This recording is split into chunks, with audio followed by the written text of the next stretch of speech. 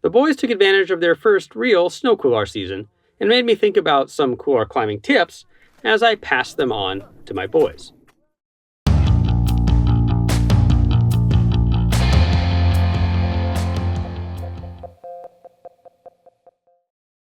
Hello everyone, I'm Jason. This last winter, my kids got their first mountaineering boots. Their feet were finally big enough, and that means they could participate more fully in Colorado's springtime to early summer snow couloir season. For those of you new to the term, a couloir is basically a snow-filled gully. So while they had done a summertime couloir climb with me a few years ago, it had to be very late season on very firm consolidated snow so that their boots wouldn't sink in too deeply. That also meant a climb on low-angled terrain, as the firm snow made self-arrest highly unlikely. By the way, if you came to this video as someone new to snow climbing, you should probably check out 2 links in this video's description directing you to a couple of our older videos. One on self-arrest, what to do when we fall and start sliding on snow, and one on ice axe techniques, using our axe properly to prevent a fall in the first place. So, with some real couloir climbing, I had to impart some of the fundamentals to the boys, and we had a running discussion about them. First, we talked about the foundational risks of couloir climbing. Sure, there is always falling, but we can have heightened avalanche risk if we are too early in the season and the snow isn't consolidated. And we can have rockfall if we are too late in the season. Most couloirs, because they erode their paths as the snow melts out, seasonally leave choss-filled gullies behind.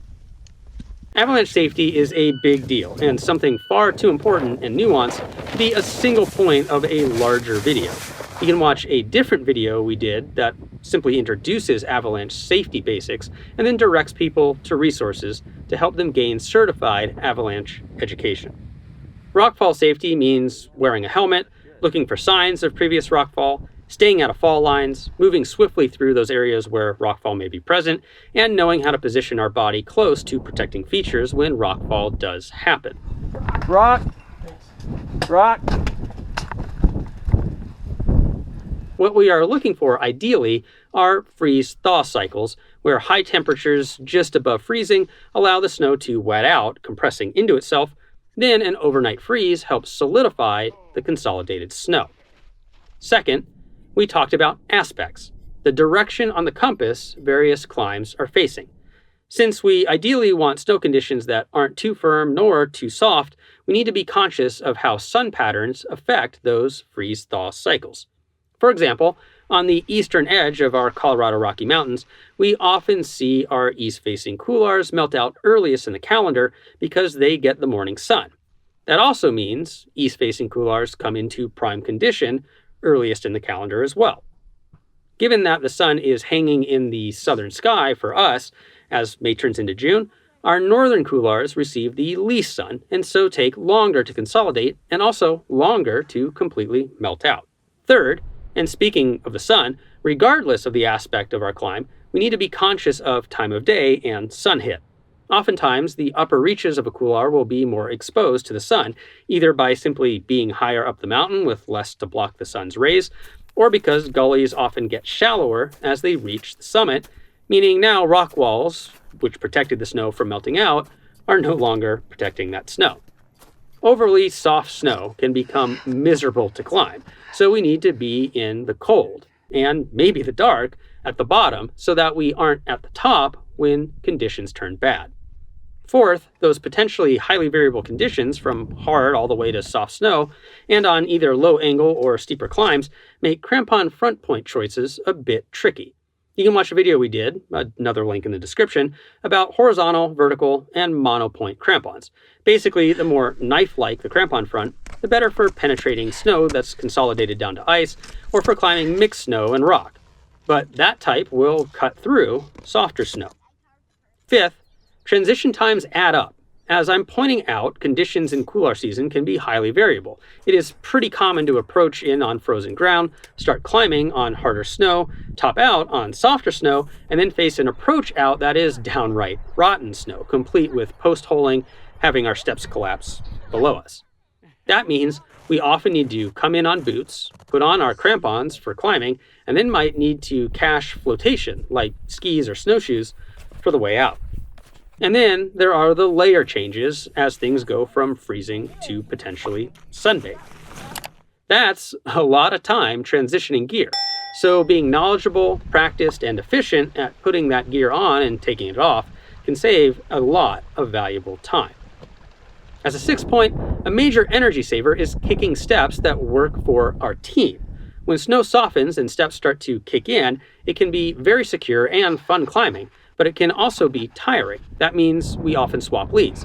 Because we swap leads, we want to think about the team's energy, not just our own. I want a partner to feel fresh when it's their turn to lead. One of the ways we can sap energy from our partners is to take steps that are either too big or too small for them. Too big and it's exhausting to reach for each foot placement. Too small and we never get to really rest on our back leg in a balanced position, which is also tiring. So, when I lead, I need to think about my kids' stride length, not mine. And the same goes for any climbing team with differing heights and stride lengths. 7th, and back to gear, we also may want a shorter axe the steeper the couloir gets. It can be hard on the shoulders to have to keep raising the bottom of the axe over the top of the snow. The steeper the climb, the higher the snow line is in front of us, and so a shorter axe stops us from having to windmill our arm above our head to get the spike to clear the snow line. And finally, the 8th point, because our terrain is steeper, it's going to be likely that we need to switch our time estimates from linear distance to vertical gain. Because we want to optimize snow conditions and be at the top of the couloir before it gets too soft, we need to know how long it is going to take us to get there. Given the short linear distances of couloirs, we need to think about vertical feet or meters per hour, not miles or kilometers covered per hour. If you've been doing this kind of climbing a lot, you likely know your number. But if you are new to this, starting out with a number like 1,000 vertical feet or 300 vertical meters per hour, and then adjusting as you rack up climbs, might be a way forward. Well-trained athletes will be able to climb much, much faster than this. However, your experienced but average weekend warriors will likely fall somewhere close to this pace. So that's the stuff I've been talking to my boys about over the Couloir season. Got another foundational piece of information to add for new snow climbers? Let us know it in the comments.